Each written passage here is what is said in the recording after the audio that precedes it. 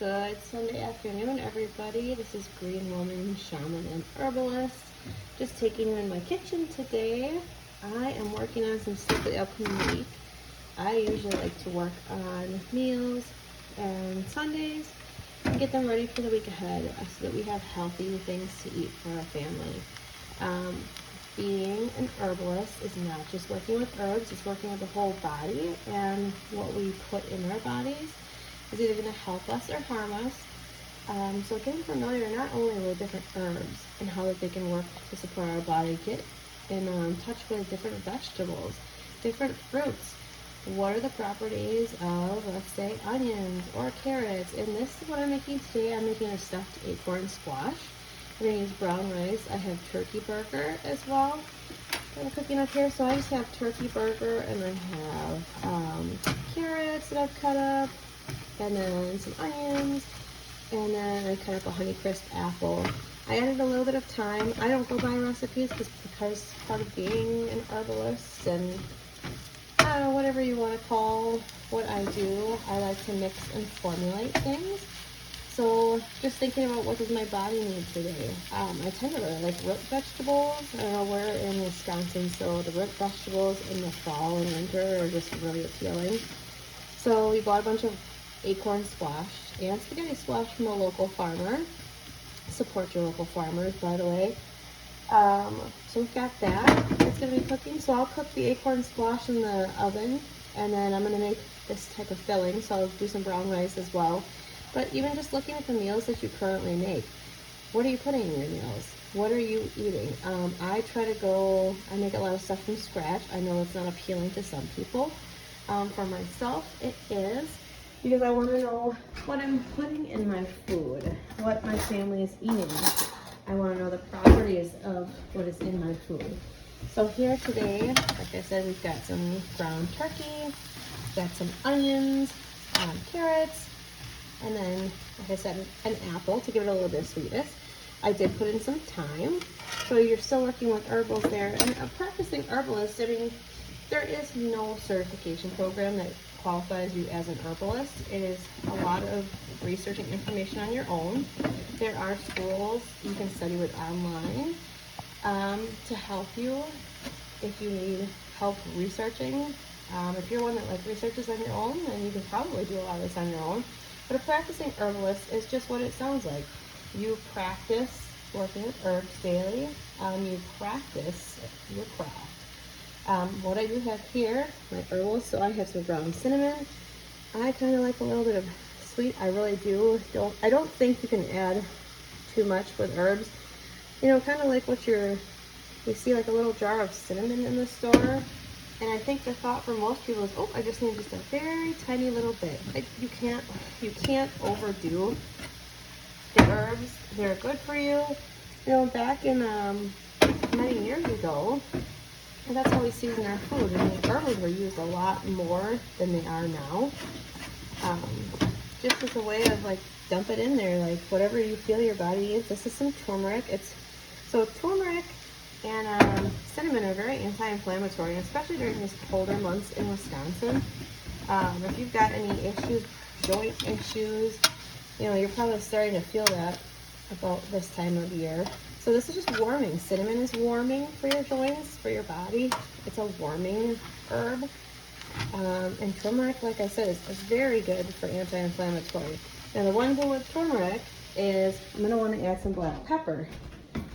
Why, you ask? Black pepper actually helps with your body's absorption, your stomach lining's absorption of turmeric. They just kind of work hand in hand. So if I have turmeric that I add in something, I will usually add black pepper because I know they enhance one another, or they help each other work to their fullest potential.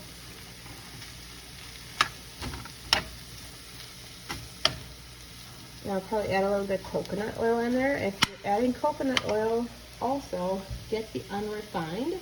Don't get the refined coconut oil. You want the virgin unrefined coconut oil that has the best health benefits for your body. So I would recommend that. I'll probably put in a little bit of coconut oil here too. And it's also good with your brown and wild rice. It kind of keeps it from sticking together. So Now just a little bit of what an herbalist, myself as an herbalist, does on a Sunday. Doing some meal preps here so we have healthy stuff, so we're not scrambling at the last minute, because I don't like buying a lot of processed and packaged stuff. I feel like being busy as a busy mom of multiple children that are busy during the week, I like to have stuff done ahead of time so I can ensure we're feeding her really healthy stuff.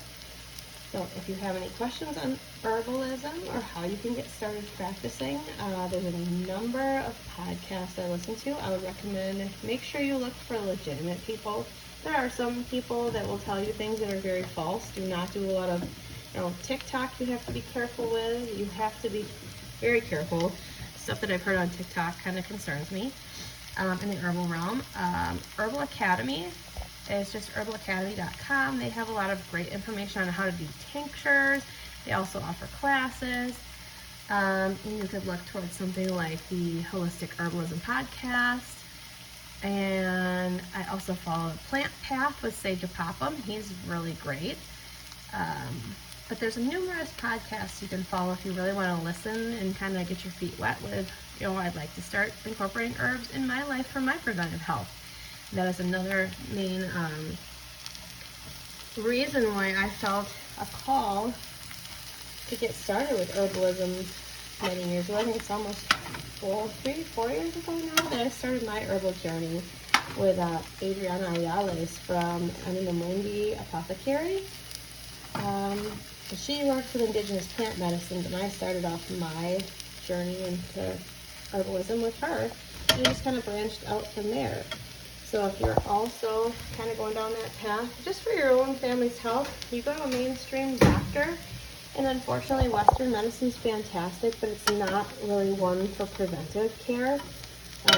So incorporating also Eastern medicine, herbalism, that is more what I focus on for preventive care medicine.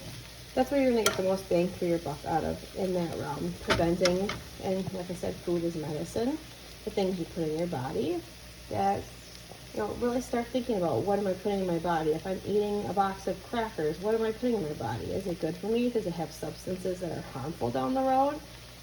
Many times our foods do contain things that are not good for us, especially prepackaged foods. There's a lot of foods. Maybe start researching into what foods are banned in Europe and other countries that are allowed here. So just kind of start thinking about that for your family. I do the big push for our family too. Our son has a really severe reaction to dyes, and we have not experienced that before, and pinpointed it down to like the red 40 dye. So even start looking at stuff like that. There are many alternatives.